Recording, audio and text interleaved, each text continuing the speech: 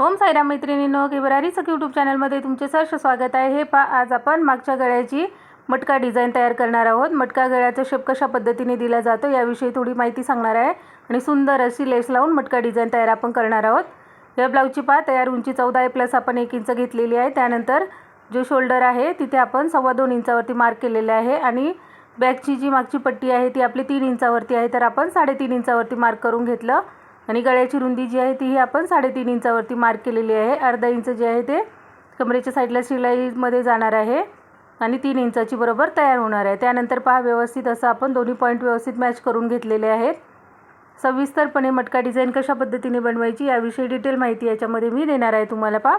त्यानंतर 3 इंचावरती आपल्याला व्यवस्थित मार्क करायचं आहे, कारण शोल्डर साईडला आपण 1.25 इंचावरती दाबून घेणार आहोत, त्यामुळे आपलं तिथेही मार्जिंग जाणार आहे। त्यामुळे मी 3 इंचावरती घेतलं आणि आतल्या बाजूला जे आहे ते आपल्याला व्यवस्थित असं मटक्याचा शेप देऊन घ्यायचा आहे। अर्धा इंच जे आतमध्ये गेला आहे त्या पॉईंटपासून व्यवस्थित असं आपल्याला मटका शेप देऊन घ्यायचा आहे। या गळ्याची जी लेंथ आहे ती खूप जास्त आहे, त्यामुळे थोडासा गळा असा एकदम मटका शेपमध्ये असा नाही दिसला तरी ज्यावेळेस रेडी होणार आहे त्यावेळेस बरोबर त्याचा शेप मटक्यासारखा दिसणार आहे, कारण ह्याची लेंथ आहे ती खूप जास्त आहे, खूप डीप नेक आहे हा। त्यामुळे अशा पद्धतीने आपण मार्क करून घेतलं। त्यानंतर आता आपण मेन फॅब्रिक आणि अस्तरवरती त्यावरती ठेवून सरळ बाजूने मेन आपला जो ब्लाउज पीसचा कपडा आहे तो ठेवून घेतलेला आहे। त्यानंतर त्यावरती अस्तर ठेवून घेतलेला आहे। दोन्ही व्यवस्थित कपडे सरळ मॅच करून घ्यायचे आहेत। त्याला काठ आहे, त्यामुळे आपल्याला व्यवस्थित असंच मार्जिंगमध्ये पकडावं लागणार आहे आणि अशा पद्धतीने अर्धा इंच बरोबर मार्किंग ठेवून आपल्याला व्यवस्थित शिलाई देऊन घ्यायची आहे। दाखवल्याप्रमाणे मटक्या गळ्याचा शेप आपण तयार करणार आहोत। खूप सविस्तरपणे आणि एकदम इझी पद्धतीने तुम्हाला मी मटका गळा कसा बनवायचा आणि त्याला छानसा लुक कसा द्यायचा याविषयी डिटेलमध्ये माहिती देणार आहे। व्यवस्थित असं आपण जसा मटक्याचा शेप आपण तयार केला होता बरोबर त्यावरतीच व्यवस्थित असं आपल्याला शिलाई देऊन घ्यायची आहे। हे किती सुंदर असा मटक्याचा शेप तयार होत आहे।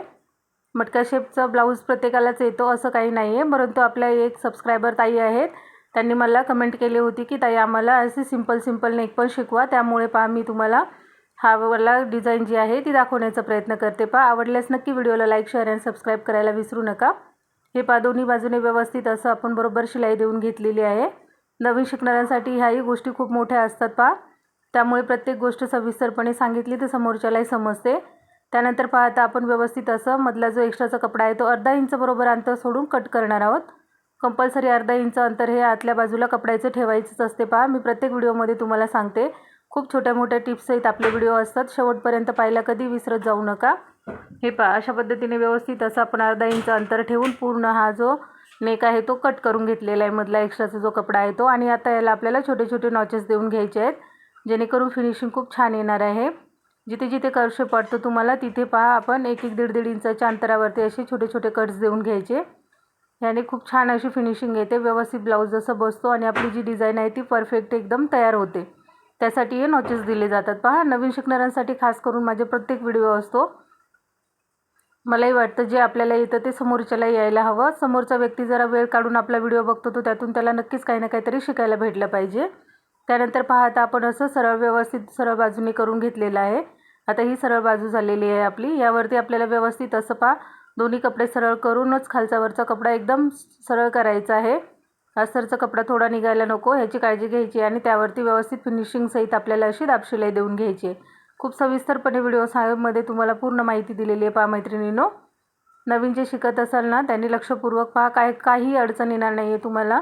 प्रत्येक व्हिडिओमध्ये मी छोट्यातली छोटी गोष्ट तुम्हाला एक्सप्लेन करण्याचा प्रयत्न करते। तुम्ही कुठल्याही क्लासेसमध्ये गेलात तरी तुम्हाला एवढं सविस्तरपणे कोणी शिकवणार नाही जेवढे सविस्तरपणे मी माझ्या व्हिडिओमध्ये प्रत्येक गोष्ट दाखवण्याचा प्रयत्न करते।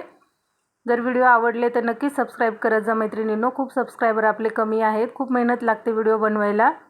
एक लाईक करायला तर नक्कीच विसरत जाऊ नका। तुम्ही एक लाईक केली तर माझा व्हिडिओ अजून थोड्या प्रेक्षकांपर्यंत पोहोचतो। मी एवढी मेहनत घेते, कष्ट घेते, तर मलाही त्याचं काहीतरी थोडंसं तरी बेनिफिट व्हायला पाहिजे। प्लीज मैत्रिणींनो तेवढं करत जा। एवढा वेळ तुम्ही व्हिडिओ बघता तर एक लाईक करायला काहीच जास्त वेळ लागत नाही आणि मनापासून शेवटपर्यंत पाहत जा। तुम्हाला काही ना काहीतरी माझ्या व्हिडिओमधून घ्यायला भेटेल हे नक्की आहे आणि तुम्हाला माझे व्हिडिओ आवडतात का हे नक्की मला सांगत जा। तुम्ही कुठल्या शहरातून माझा व्हिडिओ पाहताय नक्की एक वेळा कमेंट करून सांगा, म्हणजे मलाही जरा बरं वाटेल।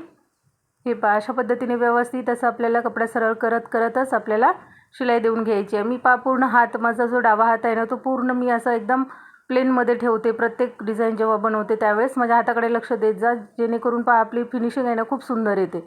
कपडा हलत नाही आणि कुठेही चून पडत नाही। कुठल्याही प्रकारचं फॅब्रिक असू द्या, कधीच तुम्हाला अडचण येणार नाही। हे अशा पद्धतीने काने कोपरे व्यवस्थित काढायचे आपल्याला एकदम, आणि त्यानंतरच त्यावरती शिलाई द्यायची आहे। इथे एकदम शिलाई दिली की एकदम थोडासा असा जाडसर कपडा आपला तयार होतो अशा पद्धतीने आपली आता मटक्याचा शेप तयार झालेला आहे। आता एक्स्ट्राचं जे आहे ते आपण शिलाई देऊन फॅब्रिक कट करून टाकलेले आहे। त्यानंतर आपल्याला काय करायचं, इथे टक्स देऊन घ्यायचा आहे।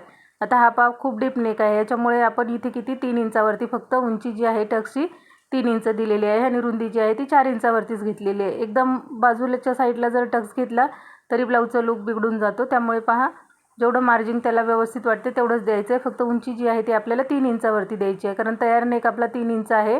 जर जास्त वरती घेतलं तर गळामधला जो आहे त्याचा शेप बिघडणार आहे त्यामुळे 3 इंच उंची आणि 4 इंच रुंदी देऊन अशा पद्धतीने टक्स देऊन घ्यायचा। त्यानंतर इथे पाव इंच अंतर सोडायचं आणि व्यवस्थित असं कमरेच्या साईडला परत एक टक्स आपण दाब शिलाई देऊन घ्यायची आहे। हे अशा पद्धतीने बॅगचं जे आहे ते आपलं पार्ट रेडी झालेलं आहे। आता इथे मी काय करणार आहे इथे आपल्याला डाव्या साईडने लेस नाही लावायची, परंतु समोरच्या गळ्याला उजव्या साईडला लेस लावायची। ही ट्रिक लक्षात ठेवा।